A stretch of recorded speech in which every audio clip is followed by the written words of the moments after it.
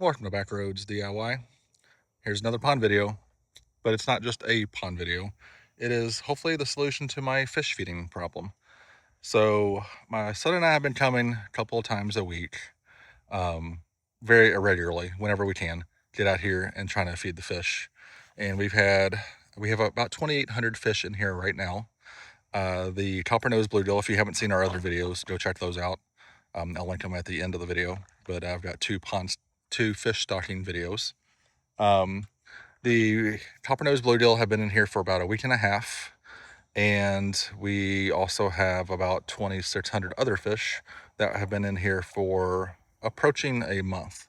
And the problem is we have not seen a single fish. We come out, we throw out food. You got turtles out there swimming right now. I don't know if you can see. Let me see if I can zoom in. And there's one there. There's a couple back there. But the fish are all hanging out somewhere else other than where we're feeding them. Probably in the middle brush pile there. I'm sure they got plenty of shelter, food to eat, and do not care lily spit about my food or even know that it exists. So here's what we got. We got a fish feeder, and no, this is not a Texas Instruments or whatever it is. Actually, that's a calculator. Texas Game or Texas Hunter, one of those nice $1,000 feeders. The budget does not match our aspiration right now. So instead we have a different kind of fish feeder. Not just any kind of fish feeder. It is an intelligent feeder. In all seriousness, this is just a feeder for an aquarium. So let me get this open here and we'll take a look at it.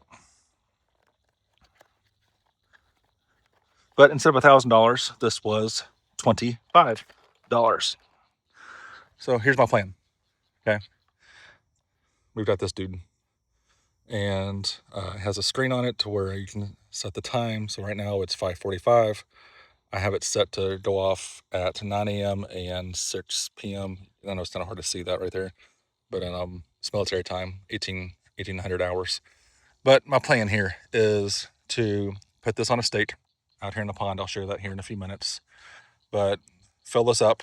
It doesn't hold a whole lot. It holds 510 milliliters, I think. But in Freedom units, that's roughly 2 cups, I think. So it's not a lot of food.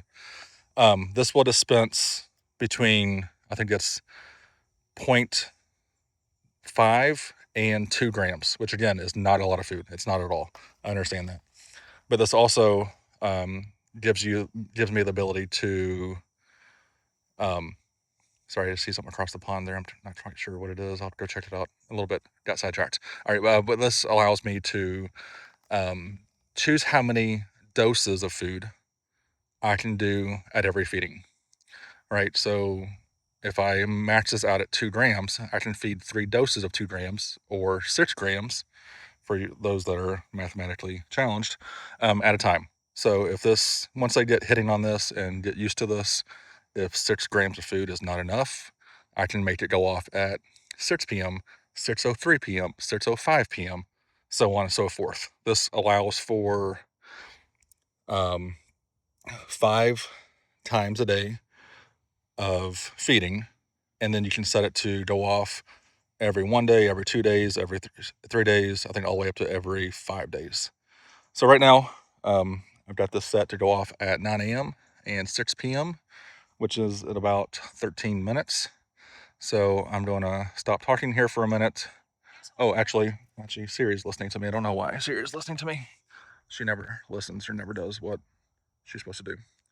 But here is where my redneck ingenuity comes into play and where it was free 99. Okay, so this is what I built. Let me just sit on the ground here and show you. That is my stake. So it is a 2x4 cut off to a point, a little 1x piece there, and then a tote lid that I screwed on the top. My plan is to take this out here a couple feet, sink it in, and my fish feeder will actually clamp right here on the wood. And then this tote top is just my canopy, my roof, essentially. Again, trying to do this really cheap because this is temporary. What I'm trying to solve for is feeding the fish the same time every day, them getting used to where I'm feeding them, and then also, you know, the sound that it makes and all that, so that whenever we move into our house, whenever it's done, hopefully September, October, we did out here, we're able to feed the fish daily. They're used to us, we're used to them, and all is good. And I don't feel like I've wasted money on 2,800 fish. But okay, stop talking. I'm gonna get this in the ground and then be right back. All right. Sorry if I'm out of breath. It is 97 degrees out here in July with 80% humidity, and it is miserable. But all right, here's our fish feeder. Food is in it. This is the Sport Max 3/16" pellets in here. And if you're curious about how much it holds, like I said earlier, it was 2 cups roughly, and that is about 2/3 of a sandwich bag. So I got my steak in here. I'm not gonna be able to do this one-handed, so got my steak in the water. I'm gonna put my phone in my pocket so I don't drop it. Oh, look. I don't know if you can see those, but there's a bunch of baby fry in here. That is the first time I've seen anything. So I don't know if to pound in the ground brought them over. They're not interested, but hey, they're starting to show up. Okay, sorry. Focus. All right, I'll be right back. All right, we are back. Water is almost inside of my boot. I'm stuck in the mud, and our fish feeder is set. So it is 5:55, but this is what it looks like. I will come in just a minute before, and I should say, this just clamps, and I feel water going in my boot right now, but this just clamps right here on this 1x. It can either clamp, or they send a double-sided adhesive tape that you could use, but this is my solution. So we'll give it a minute. I'm gonna get unstuck, and then we'll see how much food dispenses. As we sit here and wait for the timer to go off, which could be sometime hopefully within the next minute here, I am seeing more and more. I'm hoping it comes through on the camera. It's really hard to tell. It's easy to see with my sunglasses, but I am seeing more and more fry everywhere through here, which means something spawned. I'm guessing, based on the size of my fish, that it's the minnows, which is great. So we put in, if you haven't seen the other videos, we put in 2,500 of the fathead minnows in here, which is about roughly 10 pounds. We are spending this year building up our forage base with the intent of putting in some largemouth bass summer next year. So I got a turtle out here staring at me too. I'm sure they'll be the first ones to find the food. But maybe with them eating the food, the fish will be like, hey, there's something interesting, and leave their home and come check things out. So just gonna look around here.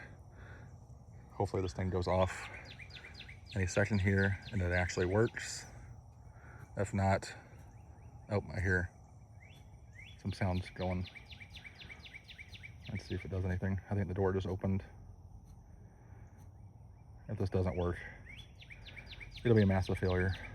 Massive. But I only spent 25 bucks on this, and it can always go back. So I hear sounds. I don't see anything yet.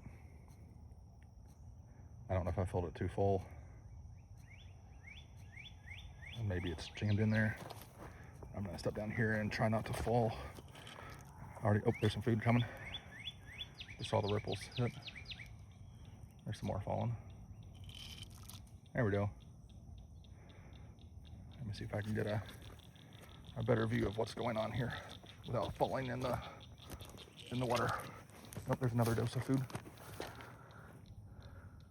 Hopefully you can see that in the camera. There's a bad glare, but that's all I'm looking for it to do right now is just drop some food a couple times a day. Fish hopefully will eventually find it. They'll hear that sound, that vibration sound eventually, and maybe in another week or two we'll come out, we'll check, we'll see.